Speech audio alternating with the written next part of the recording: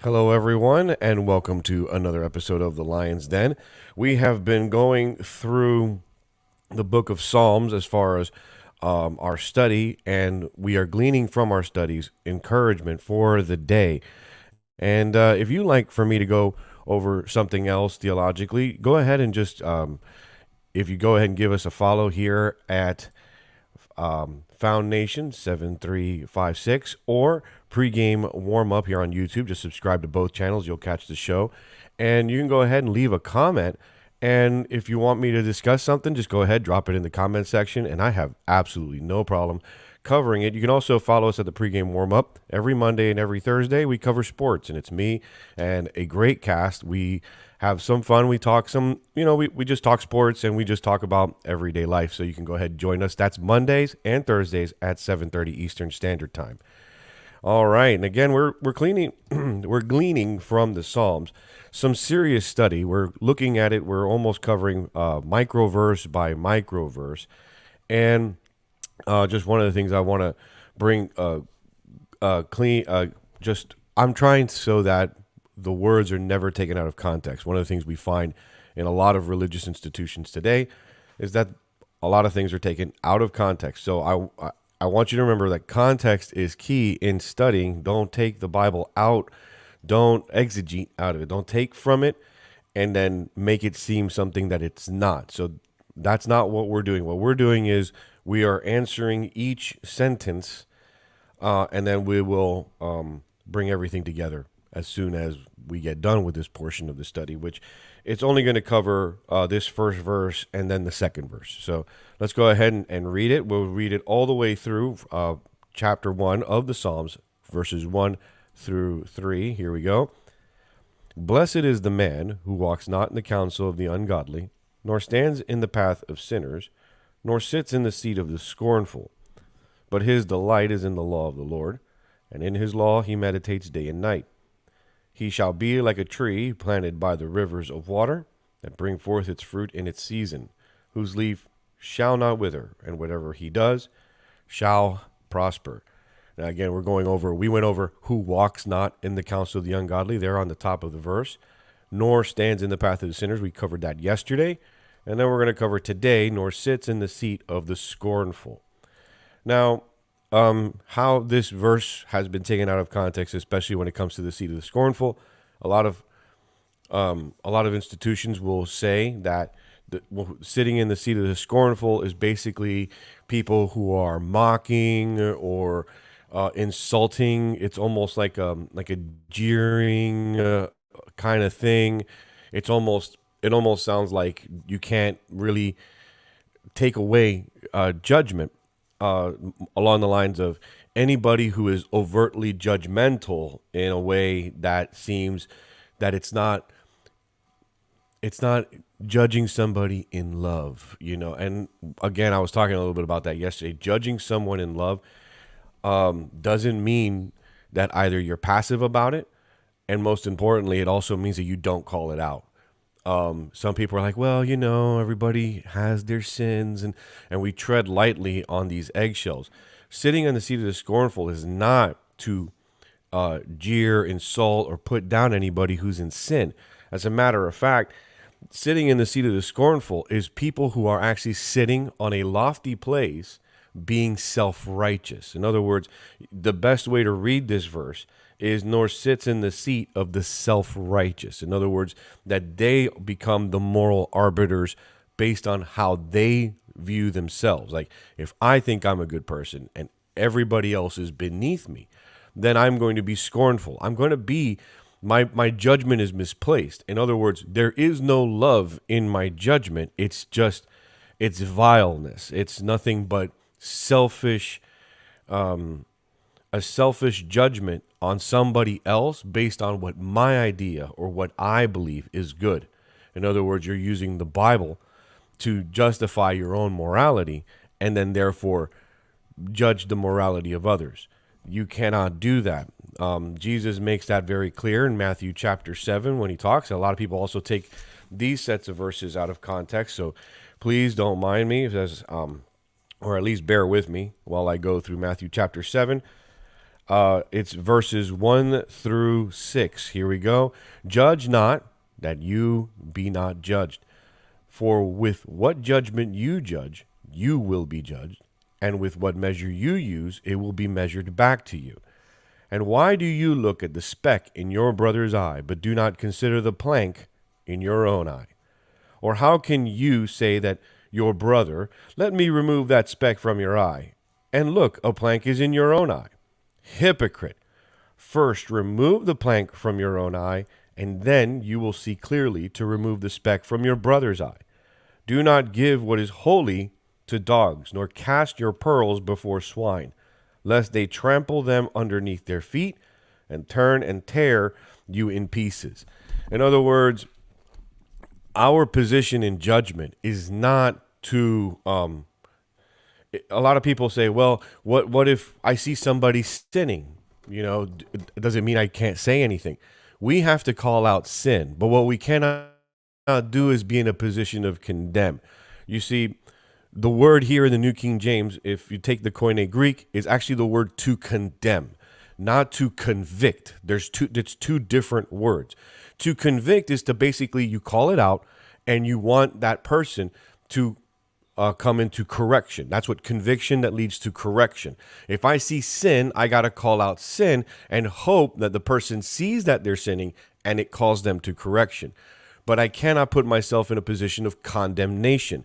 I'm not in that position. That requires what? Holiness and perfection. One of which we're trying to achieve, the other which we will never achieve until the day of glory. And that's not until the day we pass into the next life, the life that is eternal. Here we have Jesus saying, now let's read verse 1 correctly. Condemn not, that you be not condemned. For with what condemnation you condemn, you will be condemned. That's how you have to read it. In other words, if you're using your position of morality and your definitions of what the moral nature of good and evil are, it's you. You are the moral arbiter. When you do that, God says that he will condemn you based on your own standards. Which means what? We know this. If nobody is perfect and you make yourself to be godly and God-ish, I will say God-ish instead of godly, make yourself out to be God-ish, then what ends up happening is that you will find yourself underfoot. That's what he means by don't cast your pearls before swine. In other words, stop wasting your morality on yourself. Stop trying to, he says, do not give what is holy to the dogs. In other words, stop trying to make yourself more than what you need to be, because in reality, you will find yourself trampled under the foot of your own unrighteousness, thinking that you sit in such a lofty place. I always say, man likes to say that they're the kings of the mountains, but next to the kingdom of God, their mountain looks like a molehill. That's basically how God is painting how the scornful are sitting, that they sit in these high places, but they're not all that high. In the end, the earth is still his footstool. Amen to that. Where's the encouragement behind that? And that is that we have a God who has every right to condemn us. He has every right to bring us down, to really take us down a peg, and if not, even more. And yet he offers mercy and he offers grace. Because here Jesus follows up in verses 7. Ask and it will be given to you. Seek and you will find. Knock and it will be open to you. For everyone who asks receives, and he who seeks finds. And to him who knocks it will be open. Or what man is there among you, if his son asks for bread, will give him a stone? Or if he asks for a fish, will give him a serpent? If you then, being evil, all right, here's Jesus, fully God, saying, if you then, being evil, know how to give good gifts to your children, how much more will your Father who is in heaven give good things to you, to those who ask him? Therefore, whatever you want men to do to you, do also to them, for this is the law and the prophets. Jesus, a lot of people like to take these two things and cut them in half. No, this is all together that same teaching, because right here it says, therefore, whatever you want men to do to you, do also to them. In other words, do not sit in the seat of the scornful. Instead, guess what? Here it says,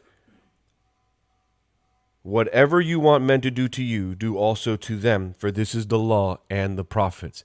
We are in a position to convict of sin that leads to correction. That is to talk to somebody or confront someone in love.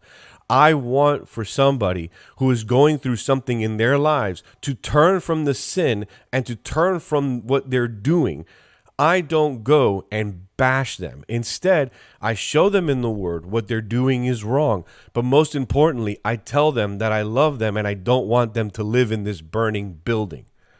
I don't want their life to fall apart. I see sin always has the same outcome. So you can always, listen, this will ultimately lead to some form of self-destruction.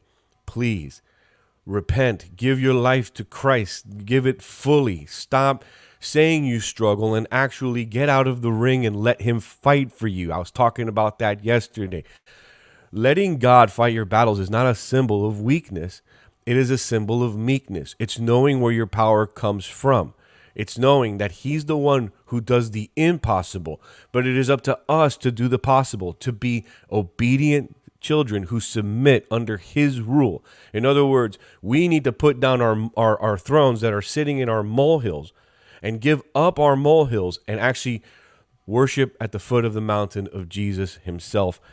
We need to understand that concept of nothing in my hands I bring, simply to thy cross I cling. That is, in essence, what it is to not sit in the seat of the scornful. All right. And with that, I'm going to go ahead and talk about, our topical study, where I'm going. And that's actually, I'm going to talk about I believe, one of the greatest, he's one of the greatest leaders in among the Hebrew people. I believe there are still generals to this day who study this man as a military leader and also study him as a political leader as well. He is Joshua. He comes after Moses. And we can read about Joshua in Moses' ministry to his people, as Moses is ministering, as he is the mediator between God and man in the time of the Hebrew time in the wilderness. Joshua has led his people out of the wilderness and into the promised land. And during Moses' ministry, you know that Joshua was one of the ones that held Moses' hands up when Moses had to hold the staff during the fight. Joshua was always he was a faithful follower, and in that he became a very faithful leader of the people of Israel.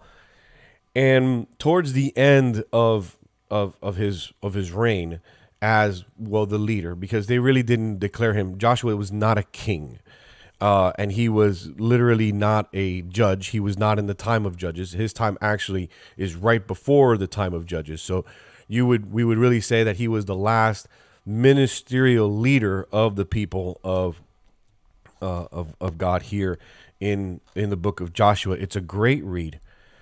And one of the things that we learn about him is that he does what some of our people can't do. Now, I just found out that the Department of Education's the head of the Department of Education declared in Title IX during a actual under oath could not define what a woman was. That is the sign of a bad leader. Either stand on one side or the other. In other words, pick your side. And they said, well, isn't that kind of like divisional? I'm like, well, it sets a division because leaders do that. That's what a leader is supposed to do. A leader is basically going to be the one that says, listen, you're either helping me or you're hurting me. You're either helping the people or you're hurting the people. You're either helping yourself or you're hurting yourself. They are the ones that give you that ultimatum that seems legitimate.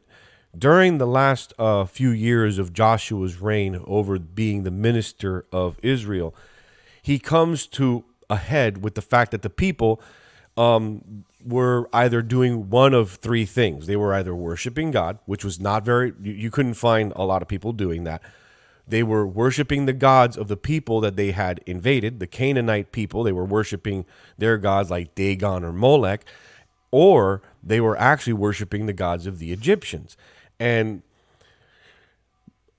Joshua had to put himself in a position that it was very difficult. This was basically his farewell address to his people. He did a little remembrance thing. He's like, listen, let's really sit down and talk, because Joshua was actually part of the time when the Israelites left Egypt. So he witnessed the parting of the Red Sea. Before then, he witnessed the wrath of God poured out on Egypt when the Spirit took the firstborn sons of Egypt. He was there when the frogs, the boils, the blood, the water turned to blood. He was there to witness and he was a young man. So from a very young age to being an older man, he was about closer to 100 years old at this time. So throughout his entire ministry of following with Moses, following God, he witnessed I would say the awesome, because it's like it leaves you in awe, and the striking strength of the Lord. He would see throughout his lifetime God do some really, really amazing things. So he was with people that weren't part of actually the Exodus from Egypt. As a matter of fact, a lot of that generation, if not all of them except for Caleb, would actually die in the wilderness.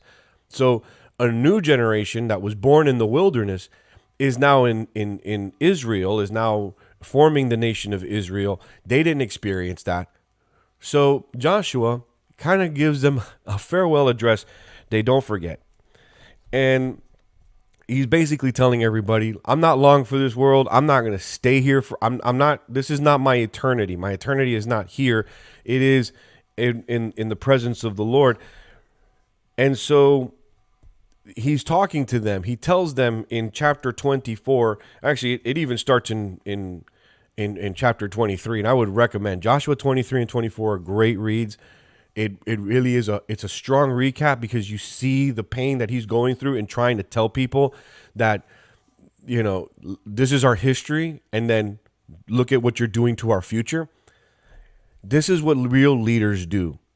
He says here, starting in verse 14, now therefore, fear the Lord, serve him in sincerity and in truth, and put away the gods which your fathers served on the other side of the river and in Egypt. Serve the Lord. Here, verse 15 now. And if it seems evil to you to serve the Lord, choose for yourselves this day whom you will serve, whether the gods which your fathers served that were on the other side of the river, or the gods of the Amorites in whose lands you dwell. But as for me and my house, we will serve the Lord.